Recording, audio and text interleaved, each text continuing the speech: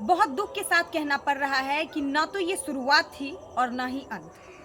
हमारे देश में दिन प्रतिदिन बलात्कार जैसी घटनाएं बढ़ती जा रही हैं। एक रिपोर्ट के अनुसार प्रत्येक घंटे 4 बलात्कार जैसी घटनाएं हो रही हैं और प्रत्येक दिन लगभग 87 बलात्कार के मामले दर्ज होते हैं। और ये सिर्फ वो मामले होते हैं जिन्हें मौका मिलता है पुलिस स्टेशन तक पहुंचने का।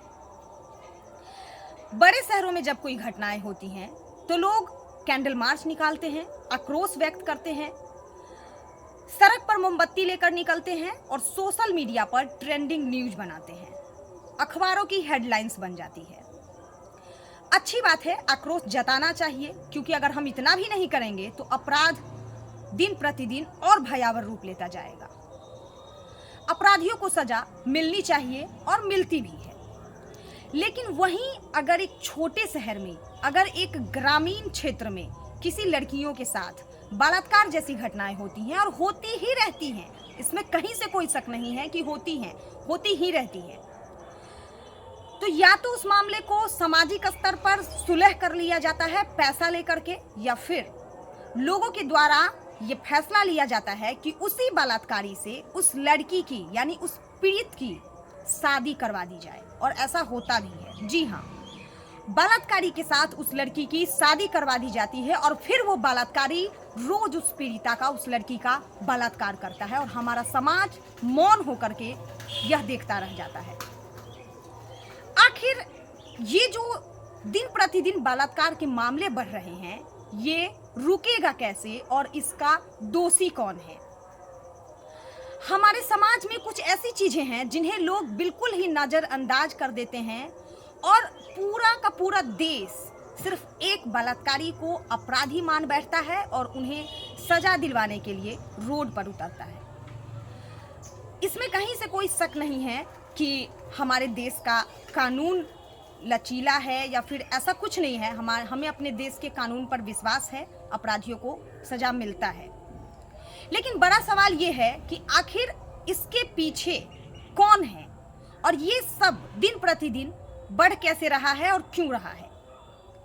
हम आपसे सवाल कर रहे हैं कि क्या हमारा वो समाज अपराधी नहीं है जो एक युवा को उकसाता है बलात्कार करने के लिए? जब भी समाज में कोई आयोजन होता है, पूजा का आयोजन हो या कुछ भी आयोजन हो, तो अर्धनंग लड़कियों को ला करके गंदे गंदे गाने बजवा के ऑर्केस्ट्रा करवाते हैं।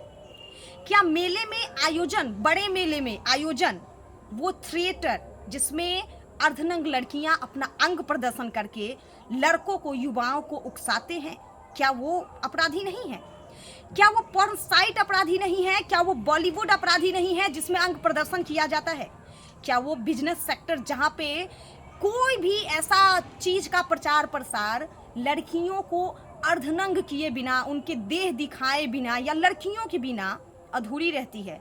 यानी सरल भाषा में कह दे तो कोई भी चीज लड़कियों के अंग दिखा करके उसके प्रचार किए बिना नहीं बिकता है मार्केट में। अगर हम अपने आसपास देखें, अगर हम सारी चीजों पर गौर करें, तो ये सारी चीजें मिल करके एक बलात्कारी को उकसाता है अपराध करने के लिए। सोचने की बात यह है कि आखिर ये रुकेगा कैसे, थमेगा कैसे और लड़कियां कब सुरक्षित होंगी? लड़कियों के लिए सबसे जरूरी चीज ये, क्योंकि मैं भी लड़की हूं, बलात्कार का सामना, अपराध का सामना हम तब तक नहीं कर सकते हैं जब तक हम शारीरिक रूप से मजबूत नहीं हैं। और एक लड़की को हमेशा से खेल कूद से भी अलग रखा जाता है या फिर शारीरिक रूप से मजबूत रहने के लिए उसे कभी मोटिवेट नहीं किया जाता, कोई प्रोत्साहित नहीं करता है। लड़की है तो ब्यूटी पार्लर का कोर्स कर लो, सिलाई मशीन सीख लो, पेंटिंग सीख लो। कभी नहीं के बराबर लोग ये कहते हैं कि सेल्फ डिफेंस की ट्रेनिंग भी ले लो, मार्शल आर्ट भी सीख लो, या फिर हमें खेल के प्रति जागरूक किया जाए।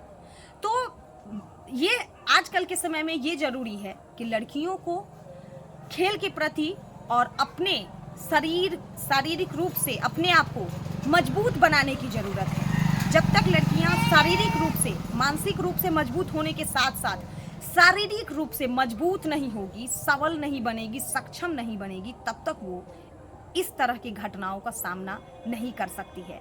और हम सरकार के भरोसे, कानून के भरोसे या लोग के भरोसे या हम अपने समाज के भरोसे नहीं बैठ सकते हैं, क्योंकि हमें हमारी सुरक्षा खुद करनी है।